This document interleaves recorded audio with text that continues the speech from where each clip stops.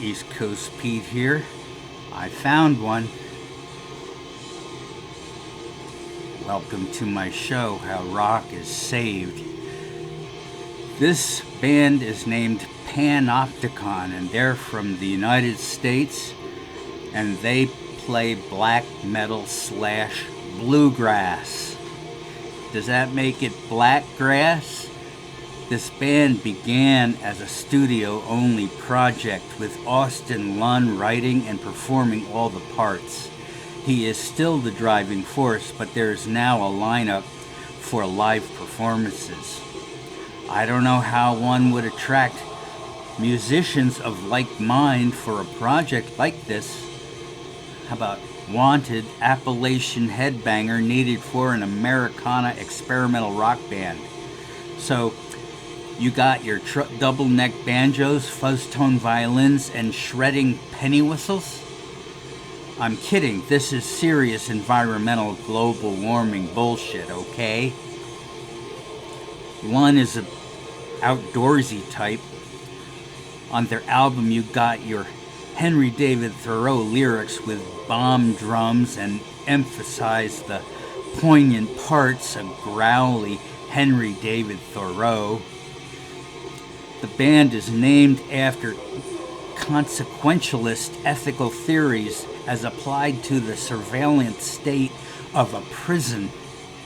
Michael Foucault has argued that today's disciplinary society, found in institutions such as the army, the factory, the school, and the hospital, all fit the anarchist concept for a panopticon.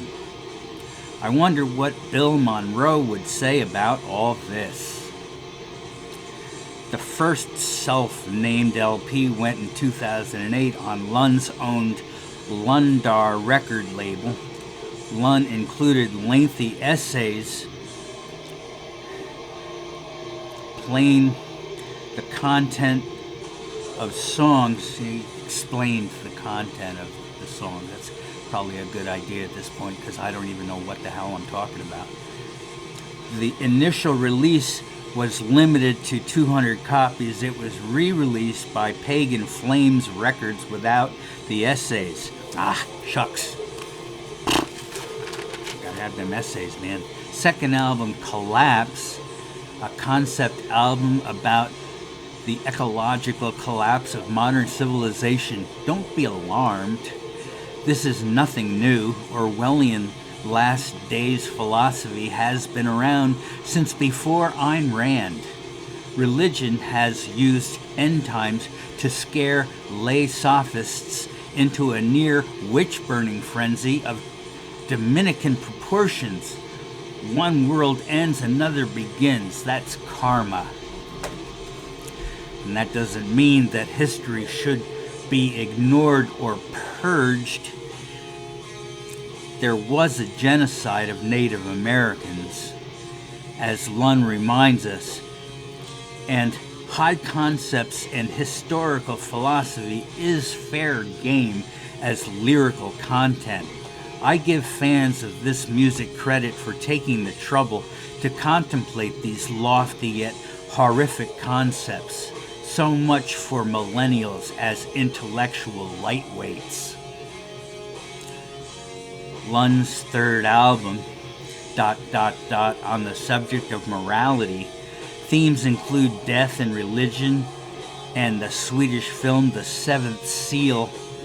In the liner notes, Lunn urges listeners to watch this film.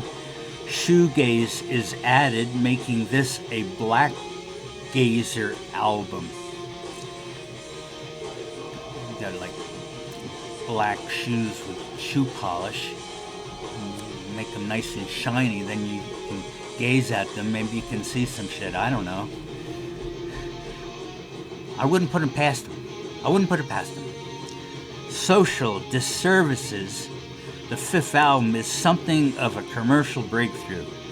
The format is mostly bluegrass. The themes are labor struggles surrounding coal mining in Kentucky and the environmental destruction of mountaintop removal. You know, instead of like digging mines into the side of the mountain. Now they just level the mountaintop and go in and pick up whatever they can find that they want to keep, and they leave the rest. And then you got a mountain that's kind of demolished. That can't be good. Well, that's what's happening now. Kentucky Roads to the North and Autumn Eternal are a trilogy of albums and are more melodic, proggy, and reflective of ones relocating to Minnesota, the land of 10,000 lakes. Minnesota has real wilderness for an outdoorsy guy to spread out, and Minneapolis is a great city. No graffiti, no smell of trash, no cigarette butts. St. Paul, too. The Twin Cities, Vikings, Timberwolves. There must be a hockey team up there. Oh, the Wild. The Minnesota Wild. Just beat the Calgary Flames. Go Wild. The two latest albums are The Scars of Man on the Once Nameless Wilderness, a double album, half Nordic metal and half acoustic music. The Scars of Man are basically when man builds stuff and just destroys the land. And it really wasn't that long ago that there was a forest that stretched all the way from the Atlantic all the way to the prairie. And a squirrel could run from tree to tree all the way from New Jersey to Indiana. And I think about that sometimes when I'm traveling by my four-wheel drive on the Pennsylvania Thruway. Where are all the trees? What happened to them? Well, they chopped them all down and built shit out of them, and they didn't plant any more. See, that's the problem. Mankind doesn't like a lot of trees around. They want a nice flat surface there. They can do whatever the fuck they want. So that's what this guy's talking about with his music. He's saying these are scars on the land, like the land is alive. And it is.